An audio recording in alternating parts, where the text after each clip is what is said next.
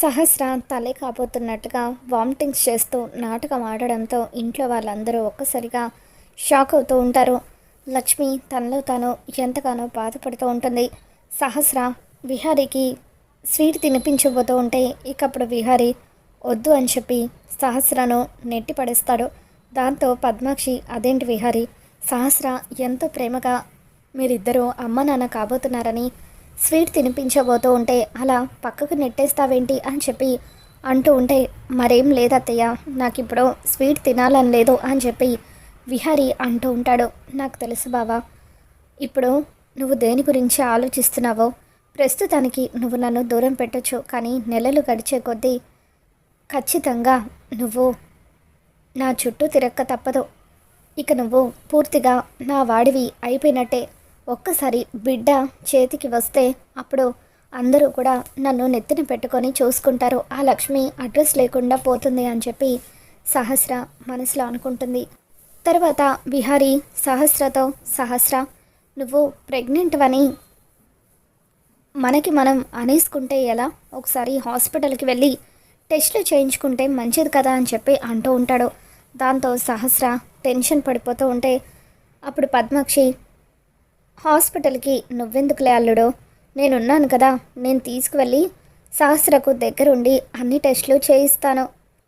ఆఫీస్లో ఏదో important meeting ఉందని చెప్పావు కదా, నువ్వు ఆఫీస్కి వెళ్ళలే అంటూ, సహస్ర పదవి హాస్పిటల్కి వెళ్దాము, అక్కడ నీ కడుపులో ఉన్న బిడ్డ ఎలా ఉన్నాడో డాక్టర్ చెబుతారు అని చెప్పి పద్మాక్షి సహస్రాన్ని తీసుకొని కారులో హాస్పిటల్కి వెళ్తూ ఉంటుంది.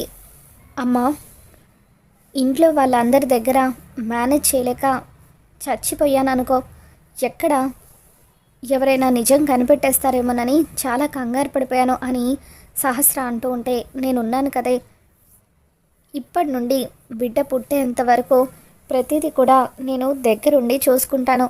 ఈరోజు నువ్వు ఎలాగైతే మేనేజ్ చేసావో ఈ 9 నెలలు కూడా అలాగే జాగ్రత్తగా మేనేజ్ చేసేయని చెప్పి పద్మాక్షి సహస్రకు చెబుతూ ఉంటుంది.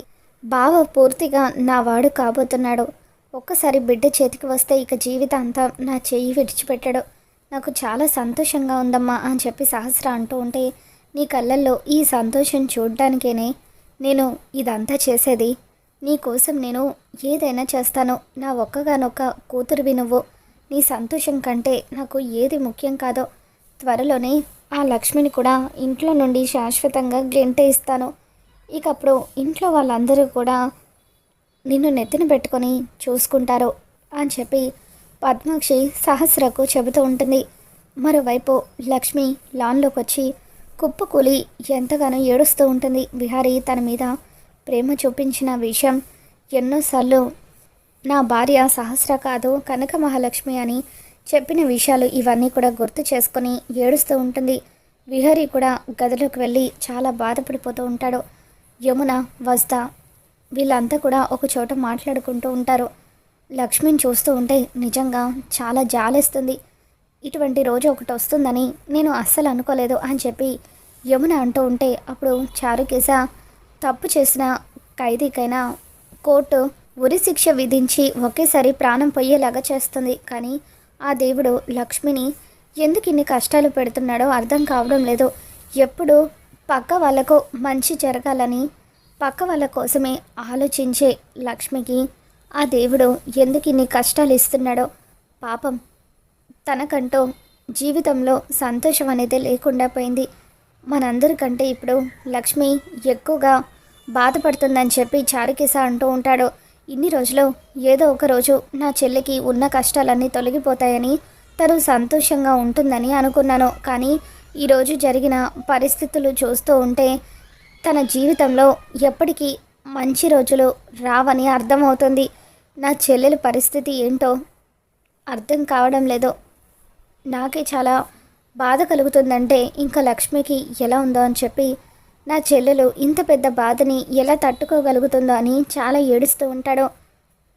విహారీ కన్నీళ్ళు పెట్టుకుంటూ, లక్ష్మి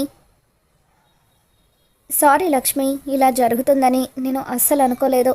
కానీ నా వరకు ఏ తప్పు చేయలేదని ఇప్పటికి కూడా నమ్ముతున్నాను.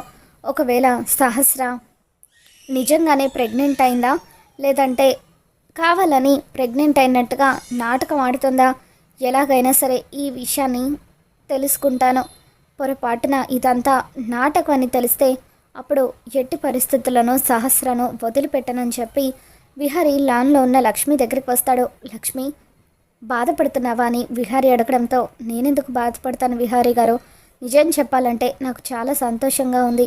మొత్తానికి యమునమ్మ గారు కోరుకున్నట్టుగా మీరు సహస్ర అమ్మ ఇద్దరూ కలిసి ఇంటికి వారసుని ఇస్తున్నారు అని చెప్పి లక్ష్మి అంటూ ఉంటే, లక్ష్మి నిజం చెప్పు, నిజంగా నువ్వు సంతోషపడుతున్నావా అని విహారీ అంటూ ఉంటాడు. అవును విహారీ గారు అని చెప్పి లక్ష్మి అంటూ ఉంటే అప్పుడు విహారీ లక్ష్మిని గట్టిగా హక్ చేసుకొని, లక్ష్మి ఇదంతా నిజం కాదని నా మనసుకి అనిపిస్తుంది లక్ష్మి, సహస్ర నాటకం ఆడుతుందేమోనని నాకు అనుమానంగా ఉంది అని చెప్పి విహారీ అంటూ ఉంటే అప్పుడు లక్ష్మి, ఆ రోజు మీరు తాగొచ్చిన మైకంలో సహస్ర అమ్మగారితో శోభనం చేసుకోవడం నిజమే కదా విహారీ గారు, అది నిజమైనప్పుడు మరి సహస్ర అమ్మగారు ప్రెగ్నెంట్ అవ్వడం కూడా నిజమే కదా అని చెప్పి లక్ష్మి అంటూ ఉంటుంది.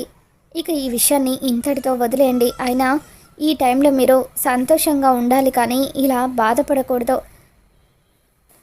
ఇకపై మీరు ఆలోచించాల్సింది కేవలం సహస్ర అమ్మ గురించి, తన కడుపులో ఉన్న బిడ్డ గురించే అని చెప్పి ఆఫీస్కి వెళ్దాం పదండి అంటూ లక్ష్మి విహారీని తీసుకొని ఆఫీస్కి వస్తూ ఉంటుంది. విహారీ కార్ డ్రైవ్ చేస్తూ ఉంటాడు. అప్పుడు లక్ష్మి ఎంతో బాధగా విహారీ వైపు చూస్తూ ఉంటుంది. విహారీ గారు, ఆ దేవుడు ఈరోజు కాకపోతే రేపైనా మన ఇద్దరిని ఒకటి చేస్తాడేమోనని ఏదో ఒక మూలన చిన్న ఆశ ఉండేది, కానీ ఈ రోజుతో ఆ ఆశ చచ్చిపోయింది. ఇక మనమిద్దరం ఒకటవడం ఎప్పటికీ జరగదు.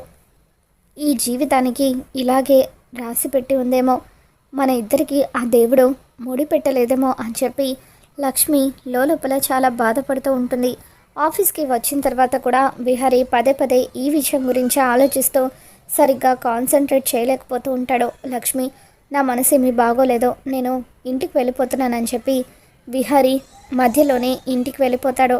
ఇక ఆ తర్వాత విహారీ పడుతున్న బాధను చూసిన యమున, నాన్న విహారీ ఏమైందిరా, ఎందుకు అలా ఉన్నావని అంటూ ఉంటే, ఏం లేదమ్మా అని చెప్పి విహారీ అంటూ ఉంటాడు. దాంతో యమున, నాకు తెలుసురా నువ్వు దేని గురించి ఆలోచిస్తున్నావో, లక్ష్మి గురించే కదా అని చెప్పి యమున అంటూ ఉంటుంది.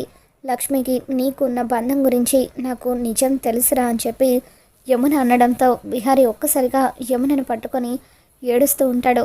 ఇప్పటికీ సహస్రతో నేను తప్పు చేశానంటే నేను నమ్మలేకపోతున్నానమ్మా అని చెప్పి విహారీ బాధపడిపోతూ ఉంటే అప్పుడు యమున, ఒకవేళ సహస్ర నాటకం ఆడుతున్నట్టయితే ఏదో ఒకరోజు అది బయటపడక తప్పదు కదా, ఆ దేవుడు నీ జీవితాన్ని లక్ష్మి జీవితాన్ని ఏ మలుపు తిప్పబోతున్నాడో చూద్దామని చెప్పి యమున అంటూ ఉంటుంది. తర్వాత రోజు ఉదయాన్నే యమున తన ఫోన్లో తన ఫ్రెండ్ నెంబర్ కోసం వెతుకుతూ ఉంటుంది. ఈ ఫోన్ ఒకటి కింద పడిన దగ్గర నుండి సరిగ్గా పని చేయడం లేదు, ఒకసారి రిపేర్ చేయించుకోవాలనుకొని యమున ఆ ఫోన్ని ఓపెన్ చేయడానికి ట్రై చేస్తూ ఉంటే అనుకోకుండా విహారీ తాగొచ్చిన రోజు విహారీ రికార్డ్ చేసిన వీడియో బయటపడుతుంది. యమున ఆ వీడియో అంతా కూడా చూస్తూ ఉంటుంది. ఈ వీడియోని నా ఫోన్లో ఎవరు రికార్డ్ చేశారు అని చెప్పి యమున చూస్తూ ఉండగా విహారీ తాగేసి సహస్ర గదిలోకి రావడం, లక్ష్మి అనుకొని సహస్రాన్ని హక్ చేసుకొని, లక్ష్మి నువ్వు నా ప్రాణం లక్ష్మి అంటూ విహారీ సహస్రకు చెప్పడం, ఆ తర్వాత సహస్ర విహారీని బెడ్ మీద పడుకోబెట్టి తను సోఫాలో పడుకోవడం. తెల్లవారిన తర్వాత అందరూ వచ్చేసరికి సహస్ర కావాలని చీర నలుపుకొని బొట్టు చెడుపుకొని విహారీకి తనకు శోభనం జరిగిపోయినట్టుగా నాటకం ఆడడం, ఇదంతా కూడా యమున ఆ వీడియోలో చూసేస్తుంది. అంటే విహారీ నమ్మకం నిజమే అన్నమాట. ఆ రోజు విహారీకి సహస్రకు మధ్య ఏమీ జరగలేదు, అంటే కావాలని సహస్ర కడుపు నాటకం ఆడుతుందన్నమాట అని చెప్పి యమున వెంటనే విహారీ దగ్గరకు వస్తుంది. విహారీ, నువ్వు బాధపడకు నాన్న, నీకు సహస్రకు మధ్య ఎటువంటి తప్పు జరగలేదో, కావాలంటే ఈ వీడియో చూడు అంటూ యమున ఆ వీడియోని విహారీకి చూపిస్తుంది. ఇక దాంతో విహారీకి సహస్ర ఆడుతున్న నాటకం అంతా కూడా అర్థమైపోతుంది. వెంటనే సహస్ర దగ్గరకు వచ్చి, నిజంగానే నువ్వు ప్రెగ్నెంట్వా? ఇప్పుడే నేను డాక్టర్ని పిలిపించి చెకప్ చేయిస్తాను అని చెప్పి విహారీ తనకు తెలిసిన డాక్టర్ని ఇంటికి పిలిపిస్తాడు. డాక్టర్ సహస్రను చెక్ చేసిన తర్వాత తను ప్రెగ్నెంట్ కాదని, గర్భసంచే లేదన్న నిజాన్ని అందరి ముందు బయట పెట్టడంతో విహారీ ఒక్కసారిగా సహస్ర చెంప పగలగొడతాడు.